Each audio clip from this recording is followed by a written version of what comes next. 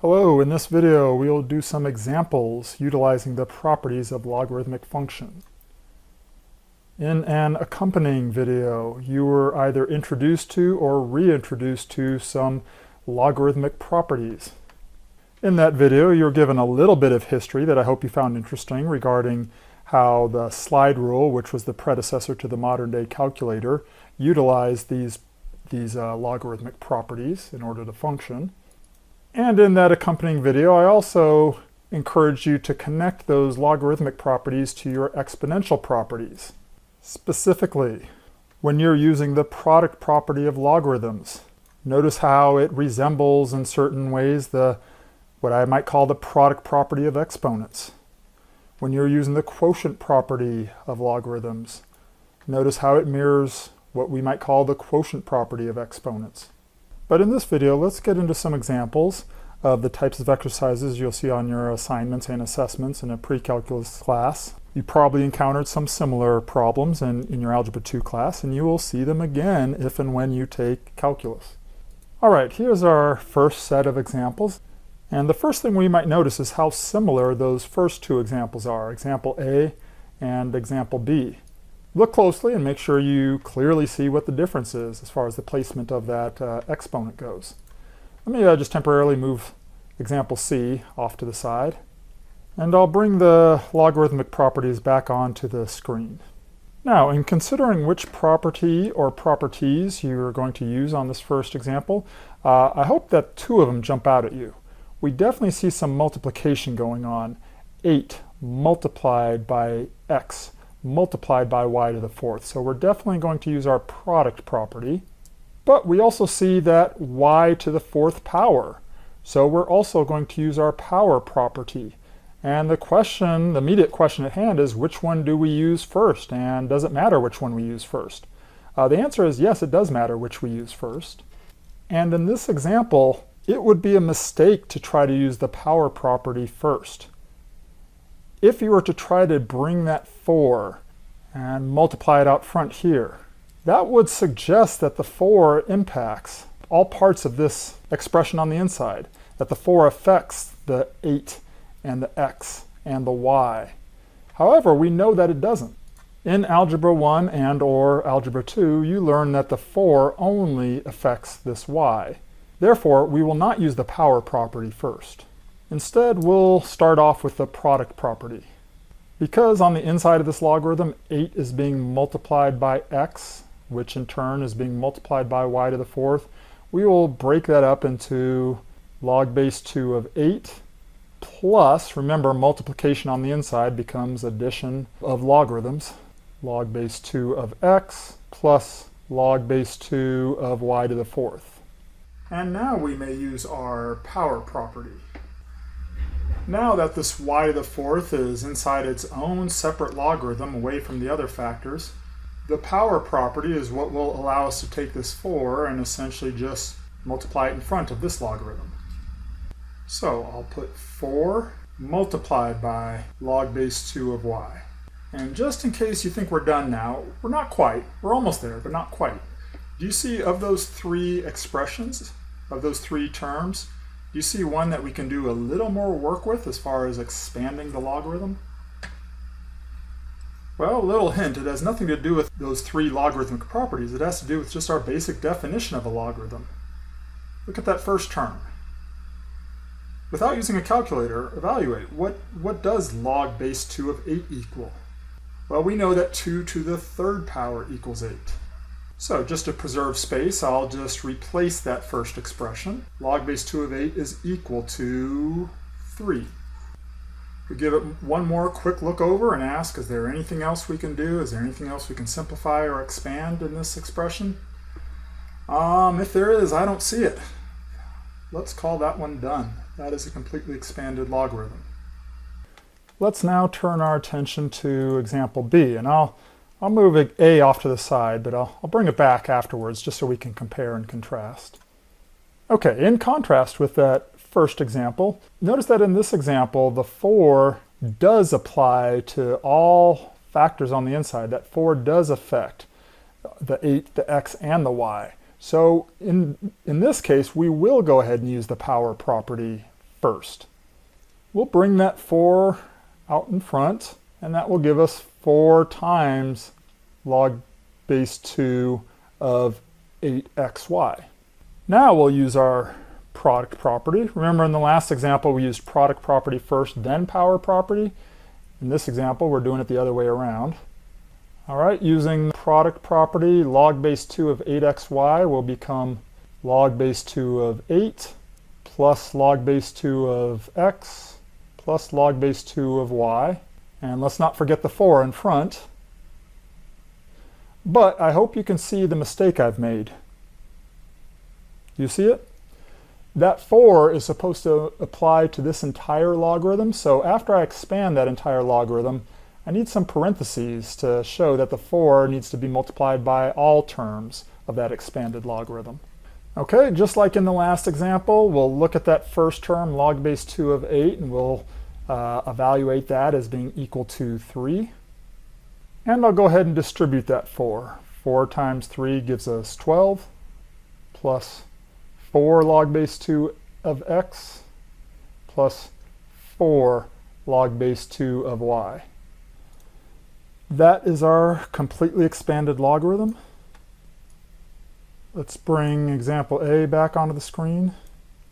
And let's just observe how when that exponent of 4 affected all factors on the inside of that logarithm, notice how that 4 ended up being distributed to all the logarithms at the end. Instead of 3 at the front, we had 4 times 3. Instead of just log base 2 of x, we had 4 log base 2 of x. And we still had the 4 log base 2 of y as well in our final answer, in contrast with the earlier result. For our last example, when you get very comfortable with logarithms and logarithmic properties, you can quite often just jump straight to the finish line. Keeping our logarithmic properties in mind, I see that radical up top, that square root of x squared plus 5, and I know that that's the same as x squared plus 5 to the 1/2 power. So using my power property, I'll write 1/2 being multiplied times the natural log of x squared plus 5. And because that is the numerator of a quotient, that fraction represents division, or a quotient, that means I'm going to subtract the natural log. And I could put natural log of 2x, but isn't that a product on the inside, 2 times x? So instead, let's go ahead and break that up using our product property and make that ln of 2 plus ln of x. But I hope and trust that you're paying attention and that you see that I've made a mistake, right? That 2 and that x are entirely in the denominator. I'm doing that entire numerator divided by that entire denominator, and therefore I need to subtract this entire expression. I need to subtract the ln2 and the lnx. So either put parentheses, as I just did, or alternately you may distribute that negative sign that I just put in there, and that would turn that plus into a minus. So pause the video if you need to. I hope you, again, see and agree with me that once you get comfortable with this, with these logarithmic properties, you can get pretty quick and just jump to the finish line. Similar to those earlier examples, I want to point out that since the radical, the square root, only applied to the x squared plus 5, that's why we only see the 1/2 in front of that first logarithm. If that square root had covered the entire remainder of the expression, then we also would have had a 1/2 applied to both of those other logarithms. But let me back up to what the actual answer is. All right, I hope that made sense. Time for you to try a few. All right, as usual, I will leave that up there for a few seconds. Ask you to pause the video. If you decide not to try all 4 of them, I understand, but try at least one of them. Try as many as you need to make sure that you're comfortable with this process. And in just a moment, I'll display the answers. All right, time to display the solutions. Pause the video if you need to. Of course, feel free to ask questions in office hours. Study this a bit and make sure you understand where every piece of each solution came from. For example, that 3ln5, where did that come from? Well, if you know that 125 is equal to 5 to the 3rd power, that offers a clue as to where our solution came from. 7 plus x and 7 minus x Consider how this denominator factors using your difference of squares. Consider how that quadratic would factor, and that should lend some insight as to where those logarithmic expressions came from. Just as a quick, oh, by the way, let me just show you a quick example of how logarithms benefit us in calculus. At least in the year of this recording, we've already talked a little bit. We've introduced the notion of derivatives in calculus and differentiation. And I'll show that in order to differentiate this, define the derivative of this expression in front of us, before I would do any calculus, the first thing I would do is apply my logarithmic properties. And since that's just log properties, I trust that initial result is familiar to you. Now here's where the calculus kicks in, and even though I don't expect a pre-calculus student to understand where these terms come from, I want you to at least observe that it's a very quick process. That is my final answer, highlighted there in yellow. However, if I had decided to not use my logarithmic properties, if instead of dividing that logarithm into 1, 2, 3 simpler pieces and then proceeding to divide and conquer, if instead I had just decided to tackle that original ugly single logarithm, here's what the very first step in the process would have looked like. Pretty ugly, isn't it? That's just what the first step would look like, and the proceeding steps, there's some pretty messy algebra involved. So, there's my quick little insight into where logarithmic properties are a really valuable tool in calculus. All right, let's get into condensing a logarithmic expression, which is simply the opposite of what we just did, expanding a logarithm. Starting with this first example, let's utilize the product and the quotient properties. Because of the plus sign here, we'll write that as log base 7, and then we'll do 6a to the fourth. That plus means that we will have multiplication inside the logarithm times 10a squared. And because of this minus here, the quotient property tells us that we will divide the 15a to the 11th. So we'll have all of that over 15a to the 11th power. And all that's left to do now is to simplify that expression on the inside of the logarithm. Again, if our goal was to get to a single logarithm, I've actually achieved that. We've got a single logarithm instead of 3 logarithms now. But as civilized members of society, we should go ahead and simplify that expression on the inside. So let's write log base 7, and let's look at the constants first. We've got a 6 being multiplied by a 10, so that's 60, and 60 is divisible by 15. So 6 times 10 divided by 15, that leaves us with 4. I know that a to the 4th power multiplied by a squared. Make sure you pause and don't make silly mistakes. We are going to add those two exponents. We're going to add the 4 and the 2, right? So that would give us a to the 6th power over a to the 11th power. Now using your exponential properties, you should recall that that is a situation where we subtract exponents. We do 6 minus 11 when we are dividing. So you may either write a to the 6 minus 11 equals negative 5. You may write that, or textbooks tend to prefer, and I also tend to prefer, 4 over a to the 5th.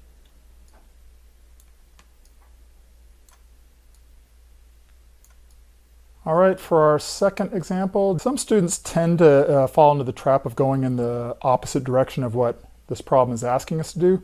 Some students will apply the product property and break ln of x times y.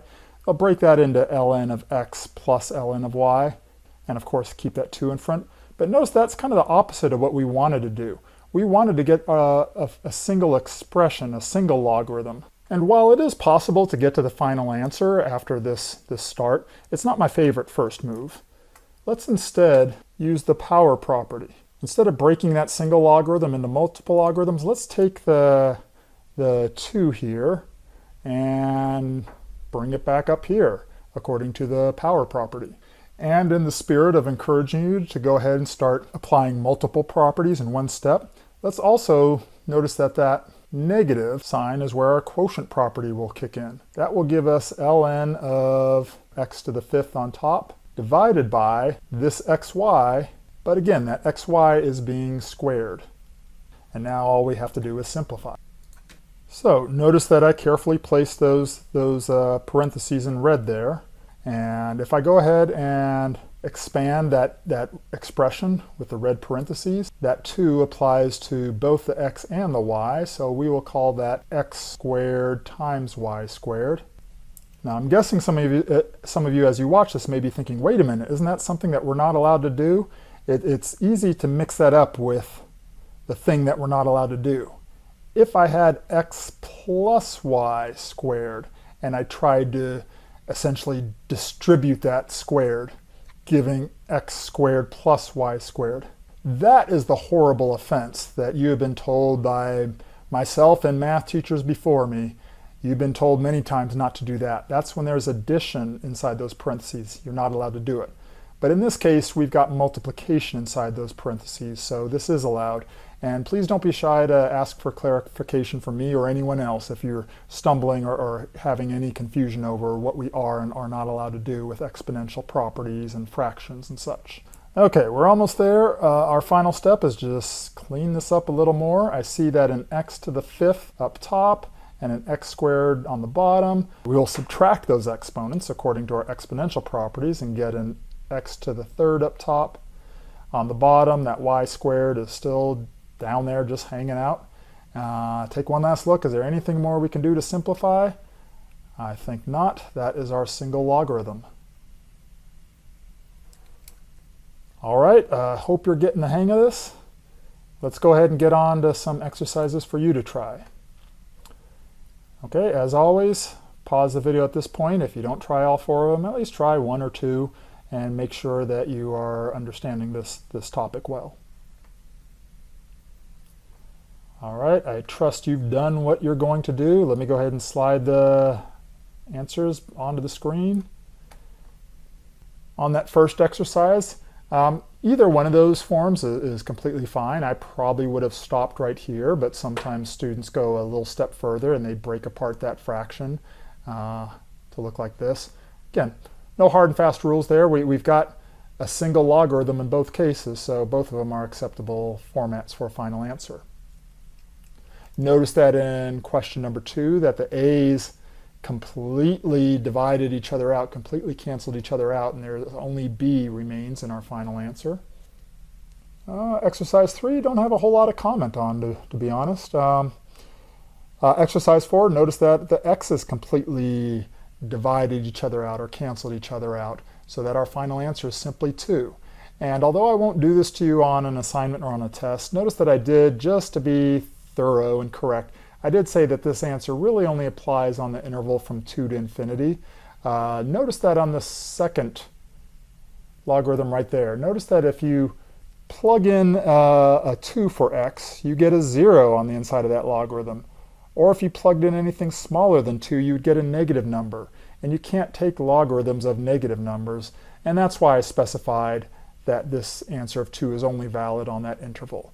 But for purposes of an assignment or a test, I will, unless I specifically ask you for the domain, I would be fine with you just leaving 2 as your final answer. All right, hope that all made sense. Of course, please consult me in office hours or consult anyone else who knows and loves this stuff if you're having any trouble at all. Bye-bye.